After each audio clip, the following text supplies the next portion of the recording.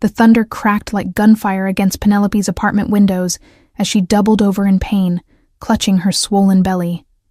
30 weeks. Too early. Far too early. Rain hammered the glass in sheets, and through the storm's roar, she could barely hear her own ragged breathing. Another contraction seized her, sharper, deeper, stealing the air from her lungs. She fumbled for her phone with trembling fingers, knocking over the half-empty water glass on the coffee table. The liquid spread across unpaid bills and eviction notices, but she didn't care. Nothing mattered, except getting help. Paul's face flashed in her mind, his cold eyes when he'd walked out 3 months ago, leaving her with debts to men who didn't accept excuses, men who'd already started leaving threatening messages. Her vision blurred as she scrolled for the emergency contact she'd saved. The screen swam before her eyes. She pressed call and collapsed against the couch. The phone pressed to her ear. It rang once, twice. On the third ring, a deep voice answered. Sharp, irritated, dangerous. This better be important. Not the dispatcher's calm, trained voice she'd expected. This voice carried authority that made her spine straighten even through the pain. But another contraction tore through her, and desperation overrode caution. Please, she gasped. I need help. I'm in labor. It's too early. I'm alone. Silence stretched for 3 heartbeats. Then, address. Now. She rattled off the apartment number through gritted teeth, barely registering the oddness of the exchange. The line went dead. Had he hung up? Had she imagined the whole thing? Another wave of pain crashed over her, and she lost track of time, curled on her side, praying to anyone who might listen. The pounding on her door 20 minutes later made her jerk upright. Not a polite knock, an authoritative bang that suggested the door would come down if she didn't answer. She stumbled forward, every step agony, and yanked it open. The man filling her doorway looked nothing like a paramedic. 6'3" of lean muscle wrapped in a black coat that probably cost more than her monthly rent. Dark hair slicked back from a face that belonged on a Roman coin. All sharp angles and cold calculation. His steel-gray eyes swept over her with the precision of someone trained to assess threats in seconds. You're Penelope. Not a question. A statement delivered in that same commanding voice from the phone. She nodded, too stunned and pain-racked to form words. He stepped inside without invitation, already pulling out his phone with one hand, while the other moved to steady her as another contraction hit. His touch was surprisingly gentle for someone who moved like violence personified. Marco, St. Catherine's Hospital. Tell them Pierce Castellano is bringing in an emergency obstetric case. 30 weeks gestation. I want their best team ready. He paused, eyes never leaving Penelope's face. And Marco? Anyone asks questions, they don't remember seeing us. Clear? Pierce. The name echoed in her foggy brain, tugging at memories of whispered warnings from her ex-boyfriend Paul. Names you didn't say out loud in certain neighborhoods. Men you avoided eye contact with on the street. Oh God, what had she done? But his arm was already around her waist, taking her weight with practiced ease as he guided her toward the door. Can you walk? I can't afford... The practical concerns bubbled up even through her panic. Did I ask about money? The edge in his voice could cut glass, but he was still supporting her carefully down the stairs. When you dial my private line, you become my problem. I handle my problems. The rain soaked them both within seconds of stepping outside, but a black Mercedes idled at the curb, engine running. Another man, built like a linebacker in an expensive suit, held the rear door open with military efficiency. Pierce helped her into the back seat, then slid in beside her, already shrugging off his coat to drape over her shoulders. Drive, Dante. Fast but smooth. The car surged forward, and Penelope found herself gripping Pierce's hand without meaning to, as another contraction hit. He didn't pull away. Instead, his thumb traced small circles on her knuckles, an oddly intimate gesture from a stranger who radiated danger like heat from a furnace. "Breathe," he commanded, and somehow she obeyed. How long since the contraction started? An hour, maybe 90 minutes. She gasped the words between breaths. "I tried to call 911, but I must have hit the wrong number." "You called me." Something flickered in his expression, too fast to read. "Wrong number or not, you called, and I answered. That means something in my world." Through the pain and fear, Penelope felt a hysterical laugh building. She'd accidentally called a crime boss for help delivering her baby. Paul would have told her to hang up, to run, to do anything except accept help from Pierce Castellano. But Paul had also left her drowning in debt to loan sharks, alone and terrified. So maybe Paul's advice was worth exactly nothing. The hospital loomed ahead, its emergency entrance blazing with light. The car hadn't even fully stopped when Pierce was out and lifting her into his arms like she weighed nothing. A team in scrubs materialized, clearly the ones Marco had called, and they swept her onto a gurney with practiced efficiency. "Sir, you'll need to wait in," one nurse began. Pierce's stare could have frozen hell. "I stay with her." Nobody argued after that. The delivery room blurred into a chaos of white coats, monitors beeping urgently, someone saying the baby was in distress. Penelope's world narrowed to pain and fear, and the single solid point of Pierce's hand in hers. His voice cutting through the medical jargon. "You're stronger than this.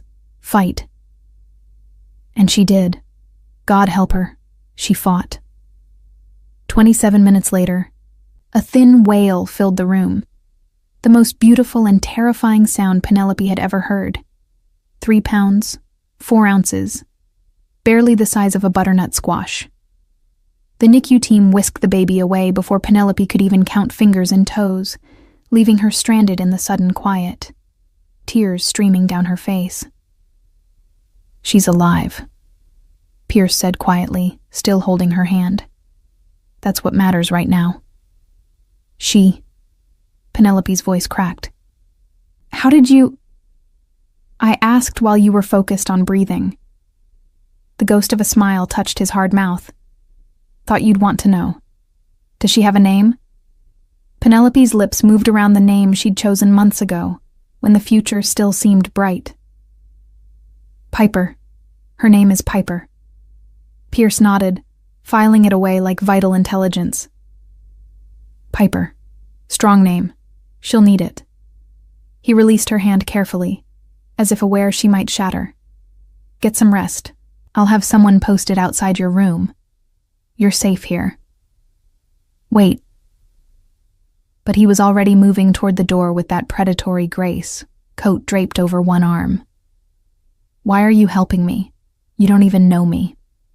He paused in the doorway, profile sharp against the fluorescent lights. When he looked back, something ancient and grief-worn flickered in his eyes. "My mother died giving birth to me. I was barely 5 pounds. Born too early, just like Piper. My father never let me forget that her death was the price of my life." His jaw tightened. "So, when a woman in labor calls me begging for help, I don't ask questions. I answer." Then he was gone, leaving Penelope alone with machines beeping softly and questions multiplying in her exhausted mind. She'd called a monster for help, and he'd delivered her daughter with the gentleness of a man carrying something precious. Nothing about this night made sense. But as her eyes drifted closed, one thought crystallized. Pierce Castellano had saved both their lives, and in her world, that created a debt she had no idea how to repay. Pierce stood in the hospital corridor, watching through the observation window as a team of specialists fussed over a baby so small she looked like she belonged in a dollhouse. Tubes and wires connected Piper to machines that beeped and hummed, keeping her alive through sheer medical intervention. Fragile, vulnerable, everything he'd spent 20 years teaching himself not to be. "Boss." Dante appeared at his elbow, voice low. Marco pulled the surveillance footage from the apartment building and ran the address. The woman, Penelope Carter, 28. Elementary school teacher. Clean record. But there's a problem. There was always a problem. Pierce didn't take his eyes off the tiny baby fighting for every breath. Tell me. Her ex-boyfriend is Paul Hendricks. Works as a data analyst for Meridian Financial. That's Viktor Kozlov's front company for moving money. And get this. Hendricks has been making unusual cash deposits over the past 6 months. Large amounts, irregular patterns, classic signs of selling information. Pierce's blood went cold. Viktor Kozlov. The Russian who'd been systematically trying to dismantle Pierce's operations for the past year, always one step ahead, always knowing which shipments to hit, which contacts to flip. They'd had a mole, and Pierce had ordered his men to find them. He'd expected a betrayed lieutenant, maybe a bought-off cop, not the deadbeat ex-boyfriend of a woman who'd accidentally called him during the worst night of her life. Where's Hendricks now? That's the other problem. Dante's expression went grim. He emptied his apartment 3 days ago, withdrew everything from his bank accounts, left no forwarding address. Marco's contacts say he skipped town owing money to some serious people, including Tommy Chen's loan operation. The pieces clicked together with sickening clarity. Paul Hendricks had been selling Pierce's secrets to Viktor, racking up gambling debts or drug habits or whatever vice fueled his betrayal. When the heat got too close, he'd run, but not before sticking his pregnant girlfriend with his debts to buy himself running money. Tommy Chen wasn't known for his forgiveness, and pregnant women weren't exempt from his collection methods. Pierce's hands curled into fists. Has Tommy made a move on Penelope? Not yet, but he knows where she lives. It's only a matter of time. A nurse emerged from the NICU, startled to find Pierce still lurking in the corridor. Mr. Castellano, the baby is stable for now, but the next 72 hours are critical. We're doing everything we can. Money isn't an object, Pierce said flatly. Whatever she needs. The best equipment. The best specialists. I don't care what it costs. The nurse blinked. Are you family? The question hung in the sterile air. Pierce could say no, walk away, let Penelope and her premature daughter navigate this nightmare alone. It would be the smart move, the safe move. He'd already exposed himself by bringing her here, by using his name, by creating a connection between himself and a woman whose ex-boyfriend had betrayed him. But when he closed his eyes, he saw his mother's face in the faded photograph his father kept locked in a desk drawer, the only image Pierce had ever seen of the woman who'd died so he could live. Maria Castellano, dark-haired and smiling in a world that existed before Pierce had killed her simply by being born. Yes, he heard himself say. I'm family. The lie felt like truth. Back in Penelope's room, she was sleeping fitfully, face pale against the hospital pillows. Pierce settled into the chair beside her bed, a position that would have horrified his security team. Too exposed, too vulnerable. But he'd stationed 4 men in the corridor and 2 more watching the hospital entrances. Nobody would reach this room without going through them first. His phone buzzed. Marco. Boss, we've got movement. Viktor's people are asking questions about a woman brought into St. Catherine's tonight. They don't have a name yet, but they're looking. Of course they were. Viktor would have noticed Paul Hendricks' sudden disappearance, would have put together that his little information pipeline had dried up. And if Paul had been stupid enough to mention Penelope before he ran, if Viktor knew Paul had left behind a pregnant girlfriend who might know something useful, then she'd just painted a target on her back the size of Manhattan. Lock down the hospital, Pierce ordered. Anyone asks about Penelope Carter or the baby, I want to know immediately. And Marco? Find Paul Hendricks. I don't care if he's in Tijuana or Timbuktu. Find him. Understood. But boss, getting involved with a civilian, especially one connected to our leak. I know the risks. Pierce ended the call and returned his gaze to Penelope's sleeping face. She'd stumbled into a war zone without knowing it, all because she'd loved the wrong man and dialed one digit incorrectly. In his world, that kind of innocence usually got people killed. But not this time. Not her. Not the tiny fighter in the NICU who'd been born too early, too small, too fragile. Pierce had built his empire by being ruthless, by eliminating threats before they could eliminate him.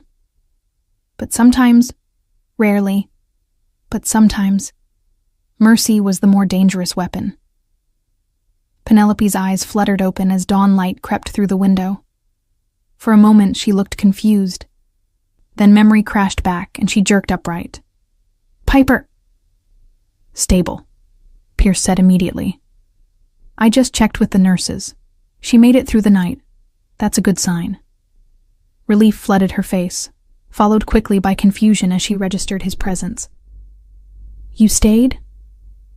"I told you. You're my problem now." He leaned forward, elbows on his knees, voice dropping to deadly seriousness. "Penelope, I need you to tell me everything about Paul Hendricks. Where he worked, who he knew, what he might have been involved in. This is important." Her expression shuddered. "Paul's gone. He left months ago. He's not coming back." "I know. But he left you with debts to Tommy Chen's operation. How much do you owe?" The color drained from her face. "How did you—" "I make it my business to know things." Pierce gentled his voice, watching her flinch. "Penelope, look at me. How much?" $47,000. The words came out strangled. "Paul took out loans in my name, forged my signature on documents. By the time I found out, he was gone and Tommy's people were showing up at my school. I've been making payments, but—" Her voice cracked. "I'm a teacher. I can't possibly pay that back, and now with Piper's medical bills, the debt is handled." She stared at him like he'd started speaking another language. "What?" "Tommy Chen will receive payment in full by noon today. You don't owe him anything." Pierce pulled out his phone, typed a quick message. "Consider it handled." "I can't let you. That's almost $50,000. I spend more than that on suits." It wasn't quite true, but close enough. "Penelope, you need to understand something. Paul wasn't just a deadbeat who ran out on his pregnant girlfriend. He was selling information, my information, to very dangerous people. The kind of people who don't leave loose ends." Her hand flew to her mouth. "Oh God. That's why he kept asking about your businesses, about the rumors. He said it was just curiosity, that everyone knew the stories about Pierce Castellano." She stopped, eyes widening. "He knew who you were. He was asking about you specifically. And feeding everything to Victor Kozlov's organization." Pierce watched the realization break across her face like glass shattering. When Paul ran, Victor lost his pipeline, which means he'll be looking for anyone connected to Paul who might have information. Anyone Paul might have told things to. "But I don't know anything," Penelope whispered. "Paul never told me details. I didn't want to know. Doesn't matter. Victor doesn't know that. And men like him don't take chances." Pierce stood, moving to the window to scan the parking lot below. 2 of his vehicles, positioned strategically. No unusual movement yet. "Which is why you and Piper aren't leaving my protection until this is resolved. I can't ask you to—" "You're not asking. I'm telling you how this works." He turned back, and the full weight of his authority settled over the room like a physical presence. "Paul used you, endangered you, and left you to face the consequences alone.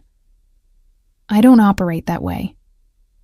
When someone becomes my responsibility, I see it through. You and Piper are under my protection now. That's not negotiable." Penelope's eyes filled with tears, exhaustion and fear and desperate relief all tangled together. "Why? Why would you do this for strangers?" Pierce crossed back to her bedside, and for a moment, he let the mask slip.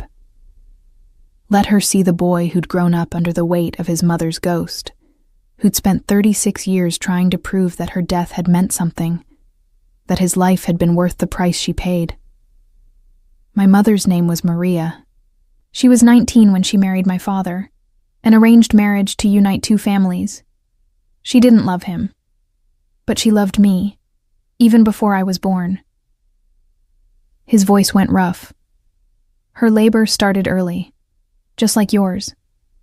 There were complications. My father could have called for help, could have taken her to a hospital, but he was worried about exposure, about rivals finding out his wife was vulnerable. So he waited. And by the time he decided his heir was worth the risk, it was too late to save her. Penelope's hand found his, squeezing tight. Pierce. I was 5 pounds, 2 ounces. They told my father I probably wouldn't make it through the week, but I did. I survived, and she didn't, and he never let me forget it. Pierce's jaw clenched. He raised me to be strong, to never show weakness, to value the empire over everything, including human life. He wanted me to be the son worth dying for. You were a baby. What happened to your mother wasn't your fault. I know that now. Took a long time to learn it. He met her eyes, letting her see the truth. But when you called me last night, terrified and alone, I heard my mother. I heard what she might have sounded like if someone had answered when she needed help. So no, Penelope, you're not strangers. You're a second chance. A knock at the door interrupted them. Marco stepped inside, expression grave. Boss, we need to talk. Now. Pierce squeezed Penelope's hand once, then released it. I'll be right back. Don't leave this room. He followed Marco into the corridor, already bracing for bad news. Victor's men hit one of our warehouses 20 minutes ago, Marco said without preamble. They knew exactly which one, exactly when the guards would be rotating shifts. Took $3 million in product and torched the building. This is the 3rd hit in 2 weeks. We've got another leak. Or Victor's still working off old information from Paul. Pierce's mind raced through possibilities. What about Hendricks? Any leads? Facial recognition pinged him at a bus station in Philadelphia yesterday morning. Bought a ticket to Miami using a fake ID, not a very good one. We've got people on the ground tracking him. When you find him, bring him to me. Alive. I want to know everything he told Victor. Pierce's voice went cold. And I want to know if he mentioned Penelope. There's more. Marco hesitated. Tommy Chen's people are asking questions about why their debt suddenly got paid off. They know it came from you. Chen's going to want to know why Pierce Castellano is protecting Paul Hendricks' ex-girlfriend. Then he can ask me directly. Pierce pulled out his phone, typed a message. Set up a meeting with Chen. Today, neutral ground. I'll explain the situation. You're going to tell him the truth? Enough of it. Pierce glanced back at Penelope's door. Chen's not stupid. He'll figure out that if I'm protecting her, she's valuable to me. That makes her valuable to him. Better to control the narrative than let rumors do it. His phone buzzed. A text from one of his NICU watchers. Baby's vitals improving. Doctors pleased with progress. The knot in Pierce's chest loosened slightly. Piper was fighting. Just like her mother had fought to bring her into the world. Just like Penelope was fighting to stay upright under the weight of Paul's betrayal. They were survivors, both of them. And Pierce had spent his entire life learning how to protect survivors, even if it meant becoming the monster that kept other monsters at bay. What about the hospital? Marco asked. We can't keep a full security detail here indefinitely without drawing attention. Then we move them. The decision crystallized instantly. I've got a penthouse in the Upper East Side. Private, secure, defensible. Once Penelope is discharged, she goes there. The baby stays here until the doctors clear her, but we maintain a rotating watch. Round the clock. 4 men minimum. Boss, this is a lot of resources for what, Marco?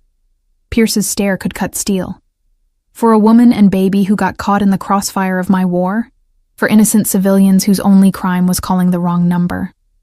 Tell me, what's the acceptable level of collateral damage? Marco raised his hands in surrender. Not questioning your judgment, just making sure you've thought this through. Pierce had thought of little else since carrying Penelope into this hospital. Every instinct he'd honed over 20 years in this business screamed that getting involved was a mistake. You didn't survive in his world by developing attachments. You didn't build an empire by prioritizing mercy over ruthlessness.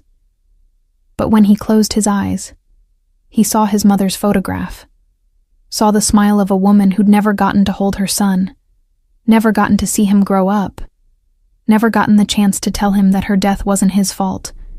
And he saw Piper, 3 pounds of determination wrapped in tubes and monitors, fighting for every breath just like he had 36 years ago. Some debts transcended logic. Some choices had nothing to do with strategy and everything to do with the man you saw in the mirror. I've thought it through, Pierce said quietly. This is how it's going to be. Marco nodded, accepting the inevitable. I'll make the arrangements. What do you want me to tell the men? The truth. Penelope Carter and her daughter are under my personal protection. Anyone who has a problem with that can leave. I won't hold it against them. Pierce's voice hardened. But anyone who stays follows orders. No questions, no judgments. And if I find out someone leaked information about them, to Victor, to Tommy Chen, to anyone, I'll handle it personally. The message was clear. Marco had seen Pierce handle problems personally. It wasn't pretty. Understood. I'll spread the word. Marco paused. For what it's worth, boss, I think you're doing the right thing. Not the smart thing, maybe, but the right thing. After Marco left, Pierce stood in the corridor for a long moment, watching the early morning hospital routine unfold around him. Nurses changing shifts, doctors making rounds, families arriving to visit loved ones. Normal people living normal lives, untouched by the violence and betrayal that defined his world. Penelope had been one of those normal people 24 hours ago. A pregnant teacher trying to survive her ex-boyfriend's mistakes, counting down the weeks until she could hold her baby. Now she was caught in the gravitational pull of Pierce's empire, whether she wanted to be or not. He should walk away.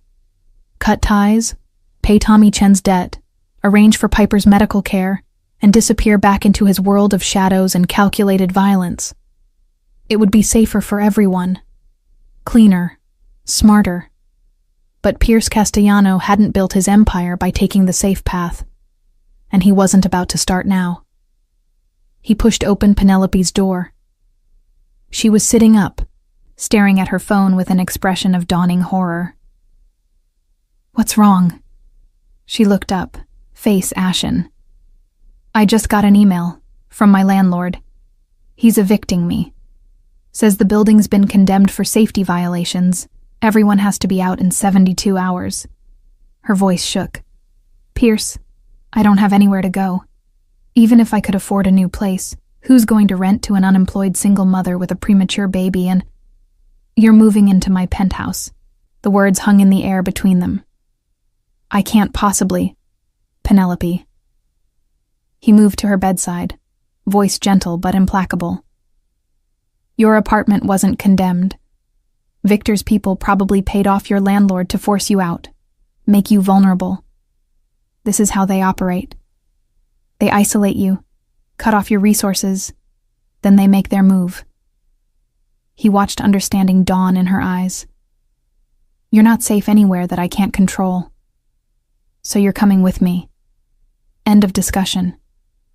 But I don't even know you, she whispered, though the protest sounded hollow even to her own ears.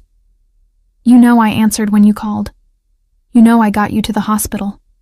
You know I'm paying for Piper's care and cleared your debts. Pierce crouched beside her bed, bringing himself to eye level. You know that in the past 12 hours, I've done more for you than Paul did in however long you were together.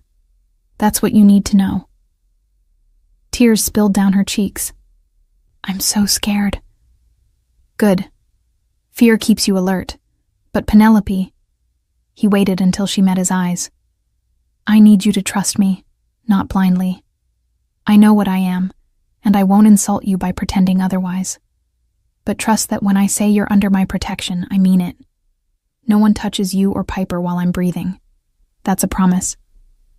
She studied his face, the hard angles, the cold eyes that had probably watched terrible things without flinching. But there was something else there too, something that looked almost like the boy he'd mentioned, the one who'd grown up carrying the weight of his mother's death, the one who'd spent 36 years trying to prove his life had been worth the cost. Okay, she said finally. Okay, I trust you. Pierce nodded once, standing.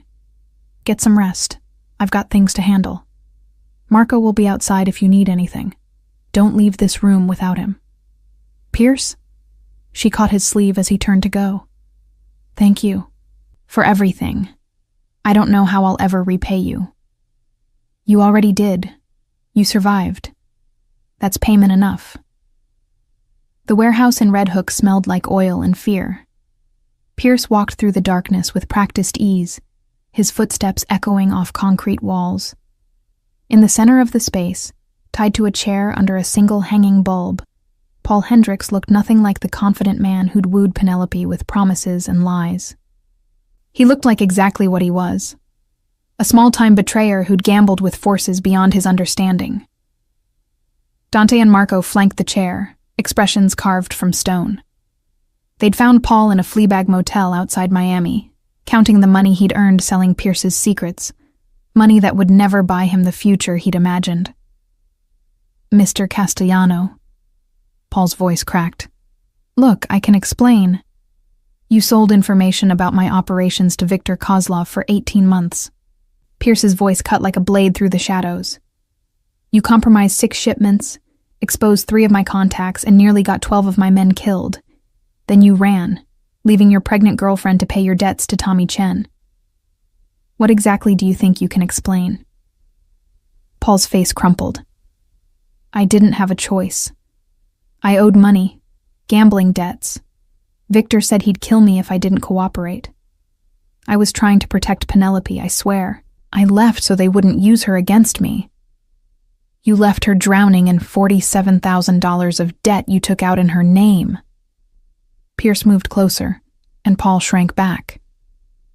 You left her alone and terrified, 9 months pregnant, with loan sharks threatening her at her workplace. That's how you protected her? I was going to send money once I got settled. I just needed time to... Pierce's fist connected with Paul's jaw, snapping his head sideways. The sound echoed through the warehouse. Don't lie to me. You emptied your accounts and bought a one-way ticket to Miami. You were never coming back. Blood trickled from Paul's split lip. Okay. Yes. I was starting over. But Penelope... She's strong, she would have figured it out. And the baby wasn't even born yet, so... The baby came early. Pierce's voice dropped to something barely above a whisper, more dangerous than any shout. 30 weeks, 3 pounds, fighting for her life in a NICU because stress and fear threw Penelope into premature labor. Your daughter almost died because you're a coward. Paul went very still. Daughter? Her name is Piper. Penelope named her while you were in Miami counting your blood money. Pierce pulled out his phone, showed him a photo the NICU nurse had sent. The tiny baby wrapped in tubes and wires. Take a good look, Paul. That's what your choices created. For a moment, something like regret flickered across Paul's face. Then his expression hardened into defensive anger.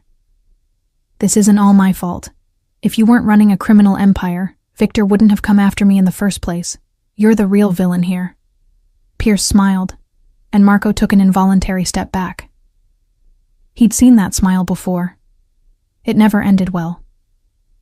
You're absolutely right, Pierce said softly. I am a criminal. I've done terrible things to build my empire. I don't apologize for it, and I don't pretend otherwise. But here's the difference between us, Paul. I own what I am. I don't hide behind excuses or blame others for my choices. And I sure as hell don't abandon people who depend on me to save my own skin. He circled the chair slowly, predator sizing up prey. So let's talk about Victor. How much did you tell him about Penelope? Paul's eyes darted between Pierce's men. Nothing. I never mentioned her. He didn't even know I had a girlfriend. Try again. I swear. I kept her out of it. That was the one thing I wouldn't compromise on. Pierce nodded to Marco, who pulled out a tablet and tapped the screen. Audio filled the warehouse, a recording of Paul's voice, slightly tinny from the phone quality. I need more money, Victor. The baby's coming and Penelope's gonna need... Your domestic problems are not my concern. Victor's accented voice interrupted. You get paid when you deliver information. But if I can't make payments to Chen, his guys are gonna come after her. They know where she works, where she lives. Pierce held up a hand, and Marco stopped the playback. Nothing, you said? Didn't mention her? Paul's face had gone gray. I forgot about that call, but it was just her name. I didn't tell him anything useful.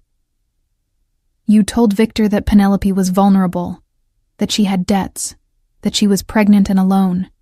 Pierce leaned in close.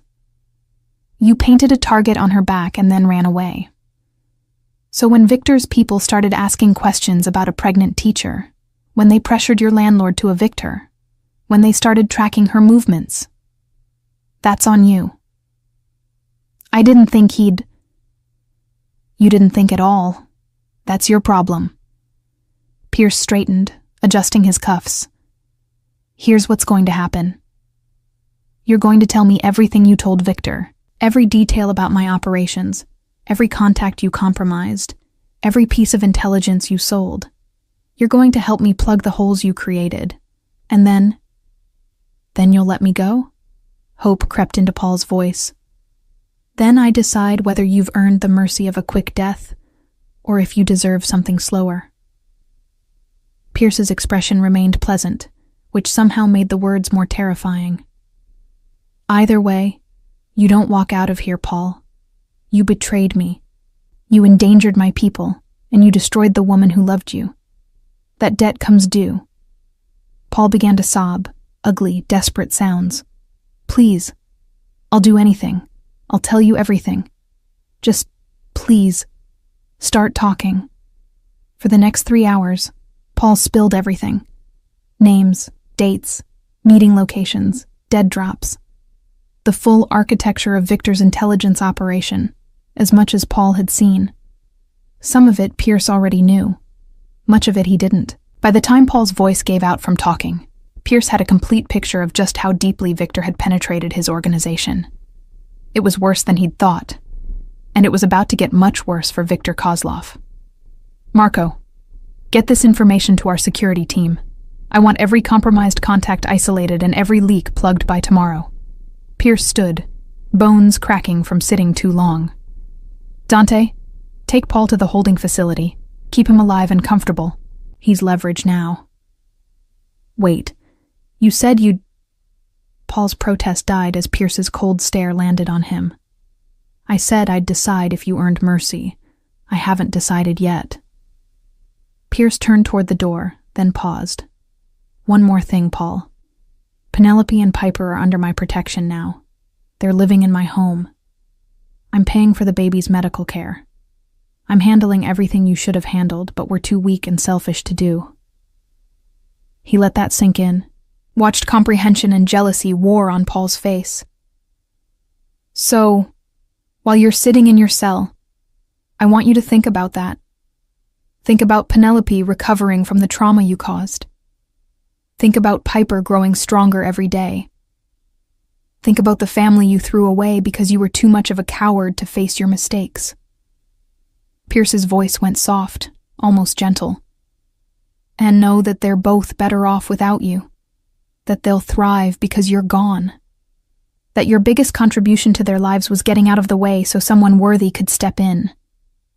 Paul's sobs followed Pierce out of the warehouse and into the cold night air.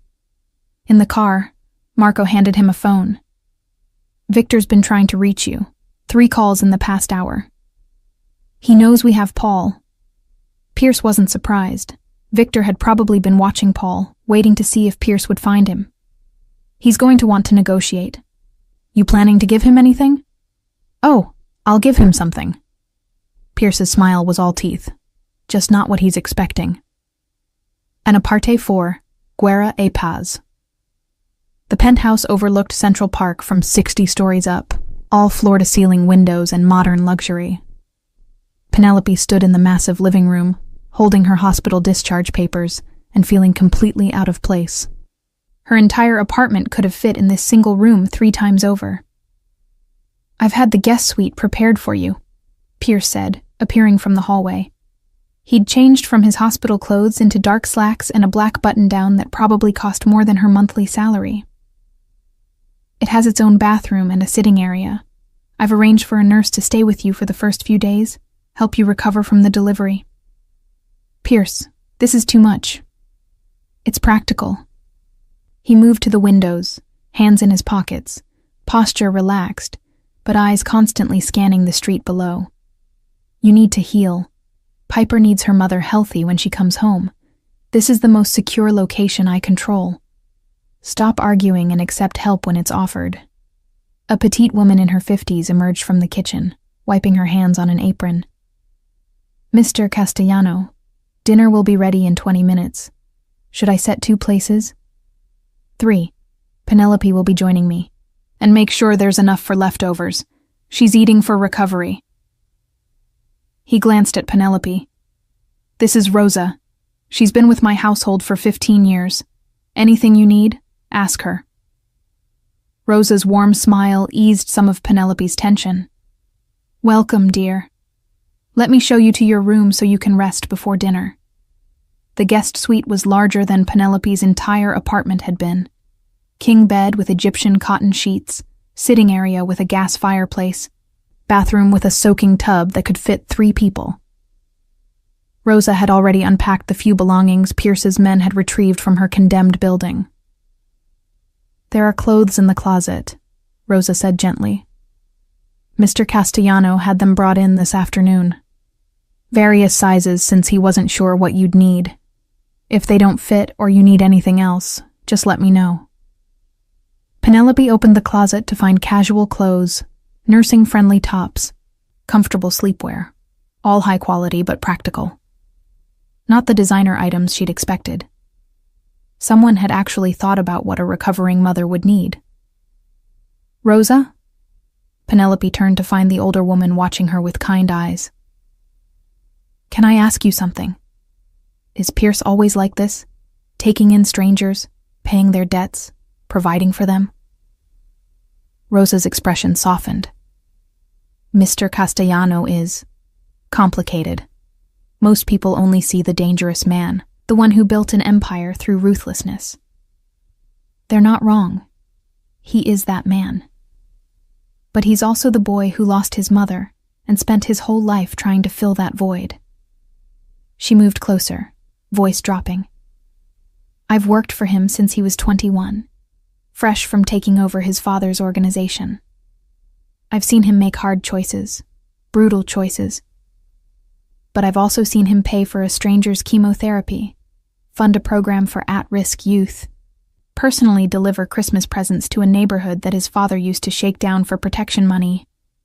He doesn't do it for recognition. He does it because somewhere inside, he's still that little boy trying to prove his mother's death meant something. Tears pricked Penelope's eyes. He told me about her, about how she died. Then he trusts you. Mr. Castellano doesn't share that story lightly. Rosa squeezed her hand. Rest now. You're safe here. He'll make sure of it. Dinner was surprisingly normal. Pierce asked about her teaching career, about her favorite books, about everything except Paul and Victor and the danger swirling around them. He was a good conversationalist when he wanted to be. Intelligent, well-read, surprisingly funny in a dry way that caught her off guard. You're not what I expected, Penelope admitted over dessert, tiramisu that melted on her tongue. What did you expect? Someone colder, more monstrous, I guess. The stories people tell about Pierce Castellano are probably true, he interrupted calmly. I've killed people, Penelope. I've ordered deaths, destroyed lives, built my fortune on violence and fear. Don't romanticize me because I'm being kind to you. Kindness doesn't erase my sins. I'm not romanticizing you. I'm just trying to understand you. She set down her fork. You saved my life, and Piper's life. You've given us protection and a home. But you're right. I've heard the stories. So which one is real? The savior or the monster? Pierce was quiet for a long moment, swirling wine in his glass. Both. Neither. I'm a man who makes choices and lives with the consequences. Sometimes those choices help people. Sometimes they destroy them. The world isn't as simple as good versus evil, Penelope. It's mostly just various shades of gray trying to survive. Before she could respond, his phone buzzed. He glanced at the screen and his entire demeanor changed, shoulders tensing, jaw tightening. Excuse me. I need to take this. He stepped onto the balcony, sliding the door closed behind him. Through the glass, Penelope watched him pace, phone pressed to his ear, free hand gesturing sharply. Whatever the call was about, it wasn't good news. 10 minutes later, he returned with murder in his eyes. What's wrong? Victor hit another one of my locations, a club in Brooklyn, killed 2 of my men, and burned the place to the ground. Pierce's voice was flat, controlled, which somehow made it more terrifying. He's escalating, trying to draw me out. What are you going to do? End it. He moved to a cabinet, pulled out a tumbler and poured 3 fingers of scotch, drank it in one swallow. Victor's been a problem for too long. He thinks I'm weak because I'm protecting you and Piper. Thinks it makes me vulnerable. He's wrong. Pierce. Penelope stood, moving toward him carefully. Don't do anything rash. Please. I don't want anyone else dying because of me. This isn't because of you. This is business. Victor started this war long before you accidentally called me. He set down the glass with controlled precision. But he made it personal when he went after your apartment, when he tried to use you to get to me. That crossed a line. What kind of line? Pierce turned to face her fully, and for the first time since they'd met, she saw past the controlled exterior to the rage burning underneath. I don't involve civilians. It's one of my few rules. Women, children, people just trying to live their lives. They're off limits, always. Victor knows this. He violated it anyway, so now he pays the price. By dying? If necessary. No hesitation. No doubt. This is my world, Penelope. This is what I do. I protect what's mine, and I eliminate threats. Victor is a threat. Therefore, I don't want you to kill anyone for me. Too late. I already have. At her shocked expression, he continued. The man Victor sent to pressure your landlord? The ones who were planning to grab you from the hospital parking lot? They're gone. Not because you asked me to. Because they threatened something under my protection. That's how this works. Penelope felt sick. How many? Does it matter? Pierce moved closer, voice gentling slightly. I understand this is new territory for you. That you want to believe there's a peaceful solution to every problem. But some problems only understand violence. Victor is one of them. He won't stop until he's won or he's dead. Those are the only 2 options. There has to be another way. There isn't. He cupped her face gently, thumbs brushing her cheeks. The contrast between the tender gesture and his words made her head spin. Go to bed, Penelope. Get some rest. Tomorrow we visit Piper, and I want you healthy and strong for her. Let me handle Victor. It's what I'm good at. She wanted to argue more, but exhaustion crashed over her in waves. The past 48 hours had been a lifetime, and her body was demanding rest. Promise me something? If I can. Promise you'll come back. That Victor won't—" She couldn't finish the sentence. Something flickered in Pierce's eyes. Surprise, maybe, or pleasure. "I promise. I've survived 20 years in this business. Victor's dangerous, but he's not that good." He leaned down and kissed her forehead, so quickly she almost thought she'd imagined it. "Sleep. I'll be here when you wake up." But when Penelope woke at 3 a.m., reaching instinctively for her phone to check on Piper, she found Pierce's side of the penthouse dark and silent. He'd left hours ago, gone to wage war against Victor Kozlov in whatever bloody, brutal way he deemed necessary, and all she could do was wait and pray he kept his promise to come back. The meeting was set for neutral ground, a warehouse at the docks owned by neither Pierce nor Victor, temporarily leased by a third party with no stake in their war. Pierce arrived with Marco and 4 other men, all armed, all ready for this to go sideways at any moment. Victor Kozlov waited in the center of the empty space, flanked by his own security. He was in his 50s, gray-haired and expensively dressed, with the cold eyes of a man who'd climbed to power over the bodies of his rivals. Next to him stood Dmitri, his enforcer, built like a tank and twice as dangerous. "Castellano." Victor's accent turned Pierce's name into something foreign. "I wondered when you would finally agree to meet." "I don't meet with people who target civilians." Pierce stopped 10 feet away, hands loose at his sides but every muscle coiled and ready. "But since you seem determined to get my attention, here I am. Let's talk." "Yes, let's talk about the teacher." Victor smiled, showing too many teeth. "Pretty girl. New baby. Such a tragedy what happened to her boyfriend. Where is Paul Hendricks, by the way?" "Somewhere you'll never find him." "Ah, so you do have him. Good. I assume he told you many interesting things." Victor lit a cigarette, the flame briefly illuminating his face. "Did he mention, perhaps, that I have other sources in your organization? That Paul was useful but not irreplaceable?" Pierce had suspected as much. Paul's information had been good, but not complete enough to account for all of Victor's successes. "Then why are we here, Victor? If you've already won, why negotiate?" "Because war is expensive. We both lose money, lose men, attract unwanted attention from authorities." Victor gestured philosophically. "I propose a different solution. You give me 3 of your territories: Brooklyn waterfront, the meatpacking district, and your Port Authority connections. In exchange, I leave you the rest of Manhattan, and we establish clear boundaries. No more bloodshed." "And Penelope? The teacher?" Victor's smile widened. "I have no interest in her now that Paul is gone. She was only leverage to draw you out.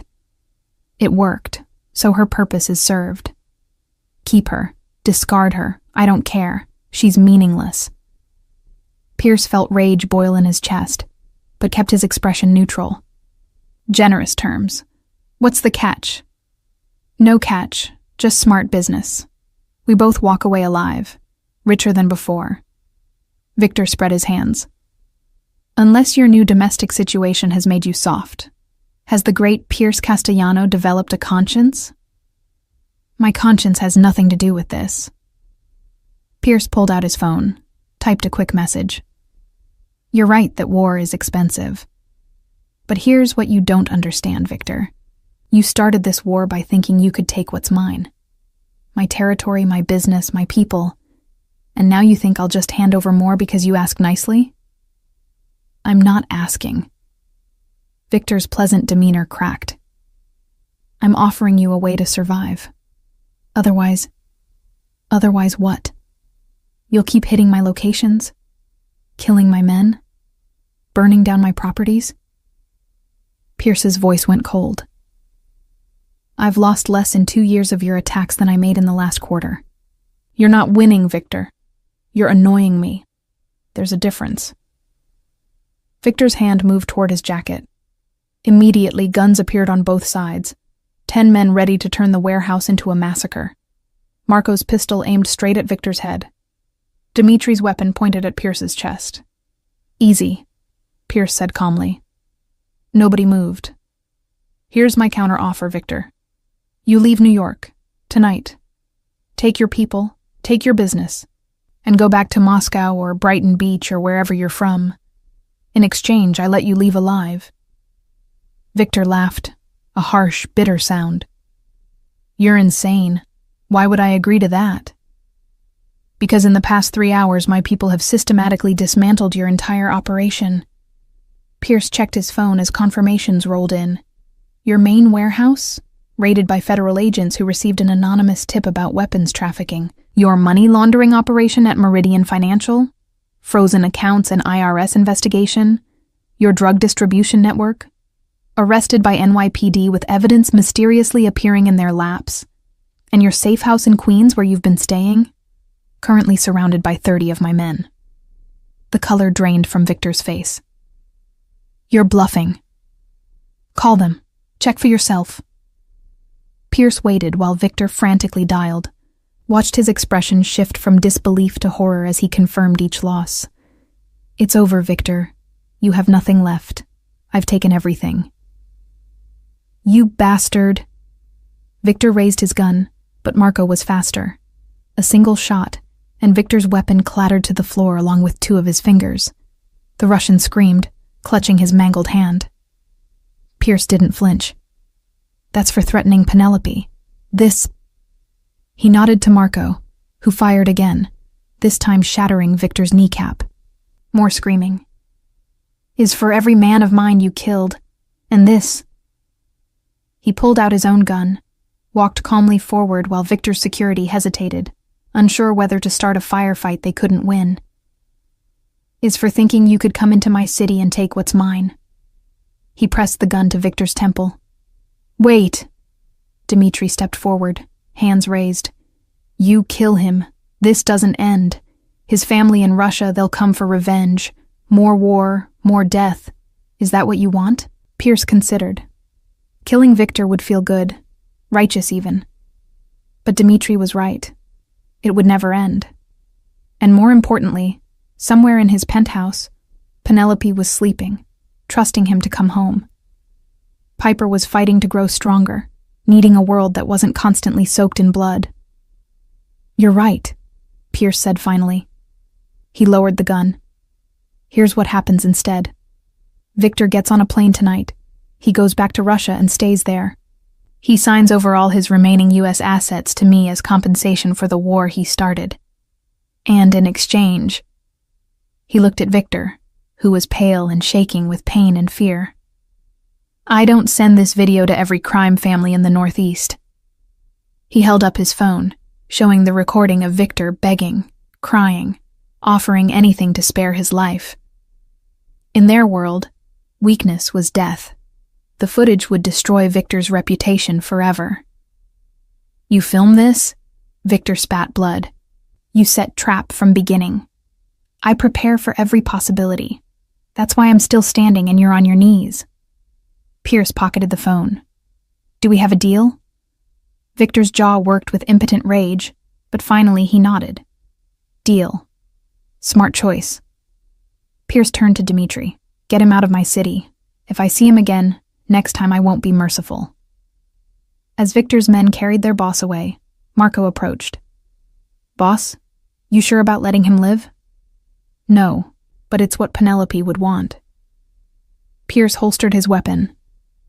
"And maybe it's time I started making choices that don't involve bodies. At least, not when there are other options. She's changing you." "Maybe." Pierce headed for the exit, suddenly desperate to get back to the penthouse, to confirm Penelope was safe, to prove to himself that he could be more than the monster his father raised. Or maybe I'm just tired of blood. Either way, it's done. Victor's gone. His operation is dismantled, and Paul's betrayal is avenged. We can move forward now. Outside, dawn was breaking over the city, pink and gold light chasing away the darkness. Pierce stood for a moment, letting the sunrise wash over him, and thought about his mother, about the woman who'd died so he could live, about whether she'd be proud of the man he'd become or horrified by his choices. He thought about Penelope, waking up in his guest room, checking her phone for updates on Piper, about the tiny baby fighting for life in a hospital bed, growing stronger every day, about the family he'd accidentally inherited through a wrong number and a rainstorm. His phone buzzed. A text from the NICU nurse. Piper hit 4 pounds today. All vitals stable. Doctors say maybe 2 more weeks until discharge. Pierce smiled. A real smile, not the cold calculation he usually wore. 2 more weeks. Then they'd bring Piper home, and the penthouse would fill with late-night feedings and baby clothes and all the messy, beautiful chaos of family life. For 20 years, Pierce had built an empire on fear and violence. He'd made himself into exactly what his father wanted: ruthless, powerful, untouchable. But maybe, just maybe, it was time to build something different, something that would make his mother proud if she could see him. "Marco," he said as they climbed into the car, "when we get back, I want you to start looking into legitimate business opportunities, real estate development, maybe technology investments, things we can do without violence." Marco stared. "Boss, are you feeling okay?" "I'm feeling like I want Piper to grow up in a world where her father figure isn't constantly looking over his shoulder for assassins." Pierce leaned back against the leather seat. "I'm not going soft, Marco. The Empire stays intact, and I'll still handle threats when necessary. But maybe we can start transitioning into something more sustainable. Something less likely to get everyone I care about killed." "Everyone you care about," Marco repeated thoughtfully. "You mean Penelope and Piper?" "I mean my family," Pierce said quietly. "However it happened, whatever the circumstances, they're my family now. And I protect my family, even if that means protecting them from who I used to be." The car pulled up to the penthouse building just as the city came fully awake. Pierce took the private elevator up, exhaustion finally hitting now that the adrenaline was fading. 60 stories in seconds, and then he was stepping into his home, where Rosa was already making breakfast and... Penelope stood in the living room, still in her pajamas, phone in hand. When she saw him, relief flooded her face. She crossed the space between them in quick strides and threw her arms around him, holding tight. "You came back," she whispered into his chest. "You kept your promise." Pierce wrapped his arms around her, breathing in the scent of her shampoo, feeling the warmth of her body against his. Alive. Safe. Here. I always keep my promises. "Is it over, Victor?" "It's over. He's leaving the country. He won't bother you again." Pierce pulled back enough to see her face. "It's done, Penelope. You're safe. Piper's safe. We can breathe now." Tears streamed down her cheeks. Relief, joy, exhaustion all tangled together. "I don't know how to thank you." "Then don't. Just..." He cupped her face gently, thumbs brushing away tears. "Just let me be part of this. Part of your life, Piper's life. Let me prove that wrong numbers can lead to right places." Penelope laughed through her tears. "You already have. You saved us, Pierce.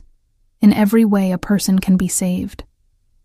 And standing there in the golden morning light, holding a woman who'd stumbled into his life by accident and changed everything, Pierce Castellano finally understood what his mother's death had meant.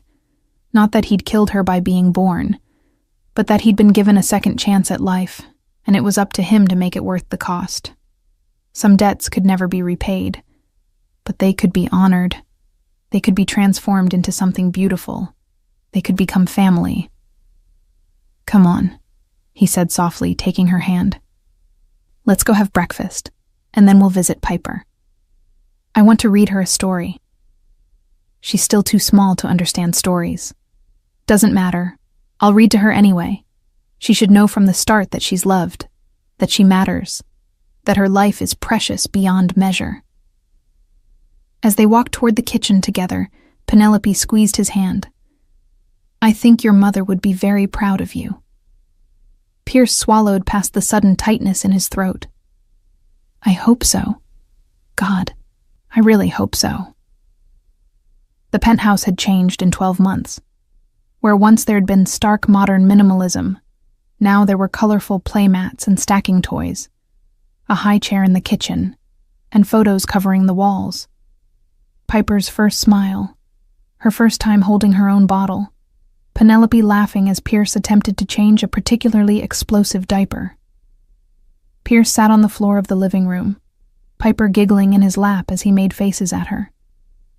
At 14 months, she was thriving, healthy weight, hitting all her developmental milestones, with her mother's dark curls and Pierce's steel-gray eyes.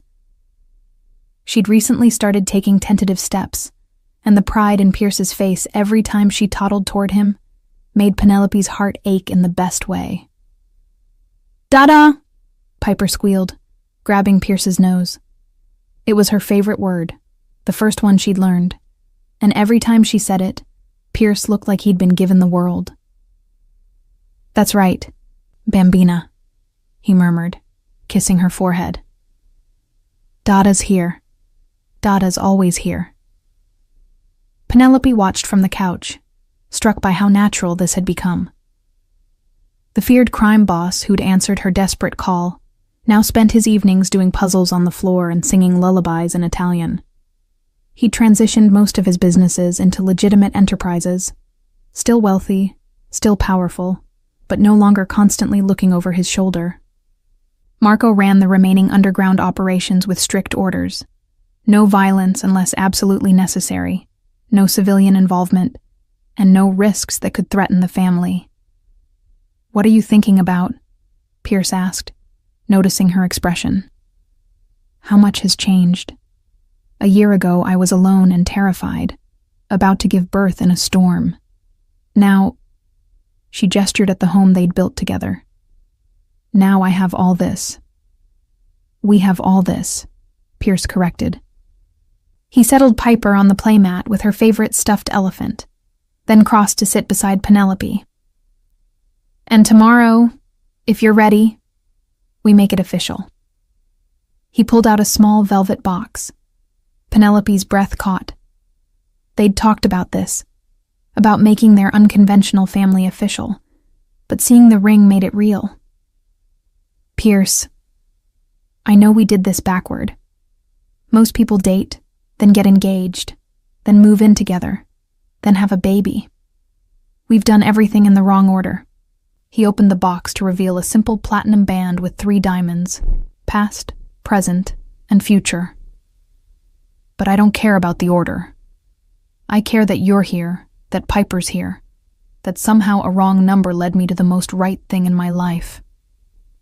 Tears blurred Penelope's vision. "Yes. God, yes. Of course, yes." He slid the ring onto her finger, a perfect fit, because Pierce always planned for everything. Then he kissed her, soft and sweet and full of promise. Piper babbled happily from her playmat, oblivious to the moment, but somehow part of it anyway. "I love you," Penelope whispered against his lips. "I don't care that it's crazy or fast or unconventional. I love you. I love you too, both of you." Pierce rested his forehead against hers. "You saved me, you know, just as much as I saved you. Maybe more. How do you figure? You gave me a reason to be better, to build something worth protecting beyond money and power. You gave me a family." His voice roughened with emotion. "My whole life, I've been trying to prove I was worth my mother's death. But you showed me that her death doesn't define my worth. What I do with the life she gave me, that's what matters. And I choose to spend it loving you and Piper with everything I have." A knock at the door interrupted them. Marco entered, looking apologetic. "Sorry to interrupt, boss, but there's a situation. Paul Hendrix's lawyer is downstairs. He's requesting a meeting." Pierce's expression hardened instantly. Paul was still alive, kept in comfortable detention at a secure facility. He'd cooperated fully, provided testimony against Victor's organization, and generally tried to earn some kind of redemption. But he was still a traitor, still the man who'd abandoned Penelope and Piper when they needed him most. "Tell him no," Penelope said, before Pierce could respond. Both men looked at her in surprise. Paul made his choices. He doesn't get to come back now that everything is stable and try to claim any part of this. Piper is your daughter in every way that matters, Pierce. Paul gave up that right when he ran. "You're sure?" Pierce asked carefully. "If you want to hear what he has to say." "I'm sure. He's not part of our family. He never will be."